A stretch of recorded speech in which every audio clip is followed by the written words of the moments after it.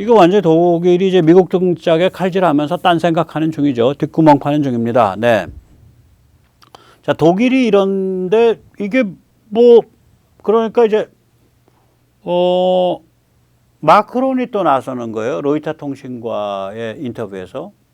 나도 한 망언 하는데 숄츠만 망언할 줄 아는 거 아는데 하면서 마크론의 망언은 뭐냐면 그냥 나 푸틴 사랑해요. 이런 거예요, 내용은. 그 망언의 구체적인 내용은 이겁니다. 우선 첫째, 실제로 무슨 얘기냐. 우크라이나 나토 가입에 반대한다. 참 황당한 소리죠. 예. 왜 그러냐면 이게 나토가 지금 30개 회원국인가쯤 되는데, 가입을 하려면은 전원 일치해야 돼요. 기존 회원국이. 프랑스쯤 되는 나라가 우리 나토 가입에 반대. 그러면 헝가리는 그 러시아 간첩이니까 우리도 가입 반대. 그럴 거예요. 두 개 나라는 확실히 반대하네. 그 우크라이나는 나토 가입 불가능해요. 지금 독일이나 프랑스가 저런 입장이면요. 우크라이나는 나토 가입 안 됩니다. 그냥 안 되는 거예요. 그냥 포기하는 게 나아요. 그럼 나토 바깥에 그 안전보장 체제, 동맹 체제를 만들어야 돼요. 그래서 폴란드랑 갈 수밖에 없다는 거예요. 이 러시아 침공 직전에 영국과 폴란드와 우크라 세 개 나라가 일종의 앞으로 행동을 같이 한다라는 팩트를 맺었거든요. 그렇게 되는 거예요, 이게. 나토 바깥에서.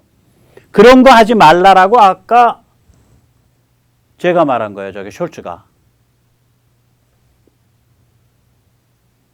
근데 실은 숄츠, 독일이야말로 뒷구멍을 파는 중이죠. 그 다음에 이제 더 이제 마크롱의 망언은 이거죠. 러시아의 인접 국가들로 나토가 확장되는 것, 나토 익스펜션이라 그랬어요. 나토가 확장되는 현상이 있는데 이 현상에 대해서 러시아가 심각한 안보의식을 느끼고 있고 나는 러시아 푸틴의 이러한 안보의식에 동감한다. 뭐 이 정도 되면 저는 뭐 푸틴을 사랑해요. 뭐 이런 말이 되죠. 근데 이 프랑스의 이런 황당한 짓은 사실은 역사적인 선례가 이미 있습니다. 이미 이제 간전기 때 그러니까 제1차 세계대전과 제2차 세계대전 그 사이의 시기에 이런 황당한 짓을 했어요. 그때 이제 폴란드란 나라가 18세기 후반에 없어졌다가 한 150년 만에 그때 만들어진 건데 그때 폴란드의 지도자는 유세프 피스키입니다. 이게 이제 피스키라고 읽어요. 유세프 피스키인데 이 그 노란 박스에 있는 아저씨예요. 이 아저씨가 인터마리움이라는 그런 이제 그 지정학적 구도를 내놔요. 그때 인터마리움 그러면 이제 바다 한가운데 있는 땅이란 소리예요. 지금 저 연두색과 녹색입니다. 그래서 저 발틱해, 그 다음에 이탈리아 옆에 그 아드리아의 흑해, 이 세 개의 바다 한가운데 있는 땅이고 저게 속하는 나라를 보면 지금 저걸 지금 폴란드가 지금 이사를 가서 지금 폴란드 위치가 저렇게 나와 있는데 이사 가기 전이에요. 발틱 삼국, 폴란드, 그 다음에 벨라루스, 저기 짙은 거부터 얘기할게요. 발틱 삼국, 폴란드, 그 다음에 체코슬로바키아, 그 다음에 헝가리, 그 다음에 대충 보면 지금, 슬로베니아, 크로아티아가 들어갈 거예요. 그리고 아마 북마케도니아가 들어갈 겁니다. 그리고 그 위에 루마니아가 들어가겠죠. 저기 루마니아 자리인 것 같거든요. 그리고 이제 연두색, 좀 희뭇그리한 색으로 되어 있는 게 위에 있는 게 벨라루스고 아래에 있는 게 우크라이나입니다. 그래서 이 유세프 피스키는 저런 식으로 저걸 이제 저런 식의 말하자면은 그림을 그린 거예요. 그 당시에. 저 인터마리움이 강화가 돼야 독일과 러시아를 그러니까 버텨낼 수 있다. 그리고 이러한 구도의 가장 큰 이해관계를 가지고 있는 것은 프랑스다. 그래서 폴란드가 프랑스를 항상 의존했어요. 그래가지고 폴란드가 이제 1939년에 나치와 소련에 의해서 동시에 짓밟히게 되는데 그 짓밟히기 직전까지 프랑스한테 엄청나게 SOS를 쳐요. 비행기 보내달라, 뭐 보내달라. 근데 지금 독일의 행태랑 똑같아. 독일이 그러잖아요. 지금 탱크를 보내야 되는데 탱크가 없고 부품이 부족하고 잘 안 되고 계속 도망 다니잖아요. 그때 프랑스도 똑같았어요. 여러 가지 이유를 들어서 비행기 안 보내줬습니다. 지금 독일 침공이 눈앞에 닥쳐 있어서 폴란드는 미치고 환장하는 거죠. 야, 지금 독일 침공하려 그래. 독일이 침공하면 여기서 끝날 거 아니야. 그 다음에 네 차례야, 임마. 너 좀 나 좀 도와줘. 그때 영국은 비행기 자체가 절대적으로 부족했던가 뭐 그래요. 다른 이유가 있어요. 못 보낼 이유가 있었고, 저 폴란드가 아무튼 저 간전기 때 그러니까 프랑스를 큰형으로 모셨어요. 그러니까 프랑스에 의존을 했다고. 아주 뼈아픈 역사예요. 근데 프랑스가 그걸 그냥 거절해 버리죠. 뭐 프랑스 나치 독일에 제대로 뭐 나중에 저항도 안 하고 나라 그냥 내주잖아요. 그래서 프랑스의 북쪽 절반은 나치의 직영 체제가 되고 프랑스의 남쪽 절반은 나치의 괴뢰국 비시 정권이 되죠. 그러니까 프랑스는 실제로 2차 세계대전 때 별로 안 싸웠어요. 뭐 레지스탕스? 그건 영화랑 소설에서 하는 얘기고요. 전체적 규모로 보면 별거 아니에요. 레지스탕스, 프랑스 레지스탕스 한 명도 없었어도 전체 전황은 안 바뀌어요. 극단적으로 말하면. 예, 그러니까 이렇게 독일이 이렇게 무섭게 움직일 때, 독일이 이렇게 무섭게 움직일 때 프랑스는 계속해서 폴란드를 그래, 우리가 큰형 해줄게, 보호해줄게, 우리가 큰형 해준다니까, 보호해준다니까 하면서 계속 배신 때린 거예요. 폴란드가 나중에 다 양쪽에 대부분은 나치 독일에, 그리고 일부 동쪽 일부는 러시아에 짓밟히는데 그냥 방치해버린 거예요. 그러니까 지금 그 외국 평론가들의 말은 요번에 마크롱의 그 행태는 1930년대 프랑스의 행태랑 똑같다. 예. 그러니까 독일은 원한 뭐 회한 때문에 뭐 그렇게 간 것 같고, 프랑스는 뭐 그냥 막 가는 거죠, 뭐. 예, 막 가는 겁니다, 이게. 예. 참, 네. 그렇죠. 그래서 저는 세계 제2차 대전의 주범은 물론 당연히 나치 독일이죠. 그 다음에 제1종범이 누구냐? 소련입니다. 소련이 나치랑 같이 비밀협약 맺었죠. 제2종범은 누구냐? 프랑스라고 생각합니다. 다시 말하자면 소련과 프랑스만 제대로 행동을 했어도 그런 끔찍한 전쟁은 안 터졌습니다. 예, 자, 이렇게 되기 때문에 이제 세상이 좀 바뀐 거예요. 지금 뭐 이게 이제 아마 두다 대통령, 부하슈체크 이런 사람들하고 지금 전쟁 중에 이제 젤렌스키가 이제 자주 폴란드를 건너가니까 폴란드에서 같이 이제 걷는 그런 모습이죠. 두다로 보이죠. 네, 두다 대통령이죠. 둘이 아주 정답습니다. 그러니까 아까도 말씀드렸지만 프랑스는 1930년대에 벌였던 오류를 지금 다시 저지르고 있는 거고요. 독일은 뭐 더 음험하고 좀 이상한 데서 뒷구멍 파고 있는 거고요. 하지만 지금 2022년은 당시랑 다릅니다. 예, 나치 독일이 막 그거 할 때랑은 달라요. 지금은 세상이 달라졌습니다. 그까지 프랑스 하나 빠진다고 폴란드, 우크라이나가 더 어려워지는 게 아니죠. 또 그까지 독일 하나 빠진다고 폴란드, 우크라이나가 더 어려워지는 게 아닙니다. 미국이 있고 영국이 있고 그리고 한국이 있습니다. 네, 한국이 무려 3번째에 꼽힌다고 저는 자랑스럽게 생각을 합니다. 네. 그러니까 이제 독일이나 프랑스한테 하고 싶은 말이 그거죠. 너님들은 꺼지셔도 되네요. 너님들은 꺼지셔도 된다니까요. 예, 이 말을 하고 싶습니다. 독일도 빠져도 되고요. 네, 지가 알아서 지금 빠지는 중이죠. 숄츠와 나란히 손잡고 지들 딴 애는 어깃장 논다고 지금 따로 삐져나간 겁니다. 예, 다 나가도 좋습니다. 뭐 대세에 전혀 지장 없습니다. 한국이 있거든요. 한국이 있잖아요. 미국이 큰 손 쓰고 뒤에, 영국이 옆에서 거들고, 또 한국이 이렇게 장사 속으로 움직이는 것 같이 보이면서도 또 실제로는 결정적인 기여를 해주고, 그러면 되는 거죠, 뭐. 지금 여기까지 우리 국격이나 우리의 힘이 올라온 거예요. 저도 그래서 오늘만은 정말 국뽕에 취하고 싶다. 예, 이걸 만들면서 자꾸 저도 그런 생각이 들더라고요. 네. 자, 그래서 이제 뭐 이왕 이렇게 큰 소리 빵빵 칠 바야 한 번 더 크게 그림 그려보자 이거예요. 좋은 이름이 또 하나 생각났습니다. 제가 볼리타스 했는데 그거는 이제 전체 전략적인 그런 사고방식을 뜻하는 거죠. 예. 그러니까 인류 보편의 가치를 지향하는 현지의 세력을 중심으로 해서 미국의 그 ISR 같은 거, 그 ISR, 그러니까 이 감시 정찰 정보라든지 첨단 정밀 타격 무기를 지원해서 그러면은 핵으로 무장한 슈퍼 깡패인 중국과 러시아도 충분히 무릎 꿇릴 수 있다. 뭐 이런 그 전체 세계 시스템 구도고요. 그렇게 해서 그런 구도로 만들어지는 새로운 안보 어떤 네트워크가 있지 않을까. 그 이름을 한번 달아봤어요. 그랬더니 이게 세상에 이름이 멋있게 나오는 거예요. easy. 얼마나 좋아. easy. 유라시아, 그러니까, 유로아시아. 거기서 EA가 나오고요. 안보는 뭐, security.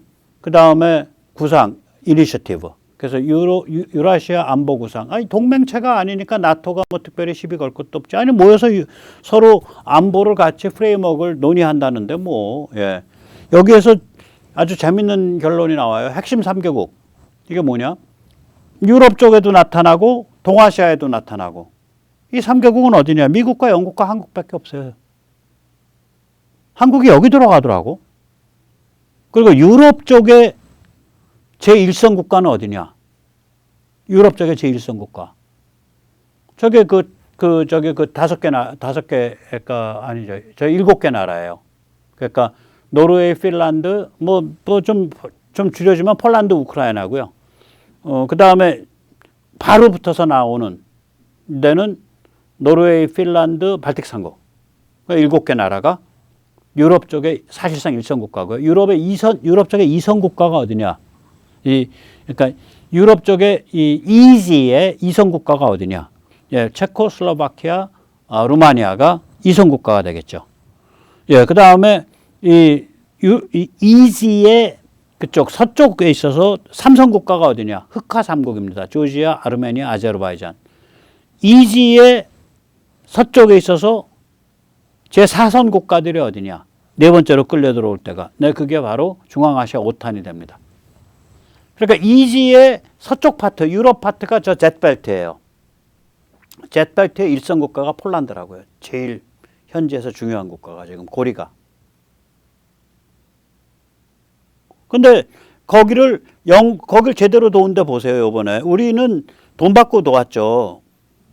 파는 거지. 그러나 우리가 감당하고 있는 리스크를 생각을 해보면 저는 그 리스크 감당한 거에 대해서 너무나 자랑스럽고 정말 윤석열 대통령 만나면 부둥켜갖고 뭐 볼이라도 부벼주고 싶어. 잘했다고. 너무나 자랑스럽고 든든해. 그 영국, 미국, 한국이 거기에 적극적으로 기여하고 있는 거예요. 자기 리스크 걸고 기여하고 있는 데는 세 밖에 없어요. 뭐 독일, 프랑스는 리스크는 안 건다고. 그럼 이걸 이제 거꾸로 이쪽으로 와서 보자, 이쪽으로. 동아시아에서 지금 동북아시아에서 중국과 제일 날카롭게 잠재적으로 대립하고 있는데 어디야? 한국이에요. 최일선 국가의 핵심이야. 그걸 딱 뒷받침해주는 최일선 뒤에 일선 국가는 어디냐? 일본과 오스트레일리아예요. 이선 국가, 동남아로 좀 번졌으면 좋겠는데 너무 많이 좀 멍들어 있고 오히려 필리핀이 제일 낫고요. 뭐 태국, 말레이시아, 인도네시아 다 심하게 오염돼 있어요. 이 중국 세력에 의해서. 그래서 아무튼 이게 유라시아 안보 구상이 이제 아마 우리가 한번 생각해 볼 필요가 있다. EG라는 걸, 유라시아 Security Initiative라는 걸. 네, 저렇게 돼서 이제 딱 중국과 러시아를 제압, 순치하는 족쇄가 되는 거죠. 네, 압박복이 되는 겁니다. 자, 그런데 이제 우리가 여기서 주목할 점이 하나 있습니다. 하나는 뭐냐면은 우리가 이게 이제 이 EG의 유럽 쪽의 변화, 서쪽의 변화를 보면 이게 군사 지정학으로 끝나지 않습니다. 예, 유럽 글로벌리즘 정치 철학, 즉 유럽 PC 해체주의의 본산이 독일, 프랑스인데 이게 독일, 프랑스가 물러나게 되면서 유럽 PC 해체주의, 유럽 연방주의 이것도 작살이 나는 거예요. EU 각국의 도덕적 보수주의 정치인들이, 정치 지도자들이 바르샤바에 모였어요. 그 자리에 저의 사랑하는 정치적 사상자 연인 조지아 멜로니 여사가, 네, 그 이탈리아의 수상이죠. 아니 뭐 말리를 밖에 두고 뭐 플라토닉 러브를 못 하겠어요. 우리 저기 안 사람이 들으면 좀 싫어하겠지만 뭐 어쩌겠습니까? 이제 다 늙어서 뭐 저도 지 맘대로 사는 거죠. 예, 아무튼 그 조지아 멜로니 하는 말 한번 들어보세요. Representatives of several conservative and right-wing populist parties met in Warsaw this weekend. At the ECR summit, they discussed strategies for a stronger emphasis on nation-states in the European Union. When our freedom and security are at stake, we must stand together, helping and defending each other, and Italy will continue to guarantee financial and military support to Kyiv, in line with the commitments defined at EU and NATO level. 네, 우리 뭐 계속 우크라이나 지원한다 얘기를 하잖아요. 원래 이제 이탈리아 보수연대가 요번에 이제 저걸 잡았을 때 러시아 쪽 역정보, 러시아 간첩 같은 자들이 하는 소리는 뭐였냐면, 드디어 이탈리아 보수연대가 잡았다. 저 보수연대 안에는 우리 러시아 동지들이 있다. 맞아요. 그 안에 푸틴 러시아 간첩 같은 세력이 있었거든요. 그런데 정권 잡고 나니까 이 연대를 이끄는 조지아 말로니, 그게 제일 커요. 이탈리아 형제당. 거기서 딱 그냥 나서가지고 뭔 소리야? 우크라 지원이야? 즉 다시 말하자면 유럽의 도덕적 보수주의에 지금 유럽 도덕적 보수주의 제대로 하는 데가 서너 군데 되는데요. 거기들이 다 빅토르 오반 빼고, 헝가리, 그거는 간첩이야. 그거 빼고는 전부 지금 말하자면 제가 말씀드리는 볼리타스, 그러니까 이 반중 반러 족쇄 채우는 그 구도에 발벗고 나섰어요. 이제까지 유럽의 도덕적 보수주의 정치 세력은 대부분 반러가 아니었습니다. 오히려 간첩스러운 자들도 많았죠. 뭐 예를 들어서 지금 저 아저씨 빅토르 오반 같은 아저씨 완전히 간첩스러운 자들이죠. 이게 도덕적 보수주의인데 명확하게 지금 반러 입장을 취하고 있는 데는 지금은 좀 많아졌는데 얼마 전까지만 해도 폴란드의 집권 법과 정의당, 부하시체크라든지 지금 두다 대통령, 법과 정의당 뿐이었다고 해도 지나친 말이 아니에요. 지금까지 유럽의 도덕적 보수주의는 간첩 혹은 단세포 국가주의. 사실 저게 간첩인지 단세포 국가주의인지 좀 헷갈려요. 저 오반 하는 얘기 보세요. 내가 뭐 우크라 언제 봤다고 우크라야? 우리 헝가리 잘 나가면 되지. 그리고 우리 도덕적 보수주의 관점에서 보면 거기 그 변태스러운 유럽주의자들보다는 오히려 푸틴이 맞아. 그래서 나는 러시아 지지해. 뭐 이런 식의 어법이거든. 이 오반이란 애가. 그러니까 단세포 국가주의를 표방하는 거죠. 그런데 이게 바뀌고 있는 거예요. 그래서 이제 그림으로 나타나면 이렇게 되는 거죠. 지금 이제 스웨덴도 저 뒤에서 움직이고 있는 건 최대 정파가 지금 스웨덴의 도덕적 보수주의 정파, 스웨디시 데모크라스들이거든요.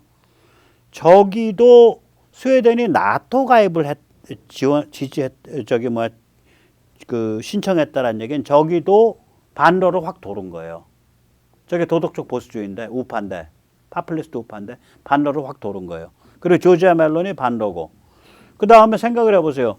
앞으로 지금 젤렌스키의 정당은 저게 도덕적 보수주의인지 아니면은 PC 해체주의인지 좀 헷갈릴 수 있지만 이런 전쟁을 겪고 나면 당연히 부도덕적 보수주의로 가죠. 공화국을 굉장히 중시하게 되니까.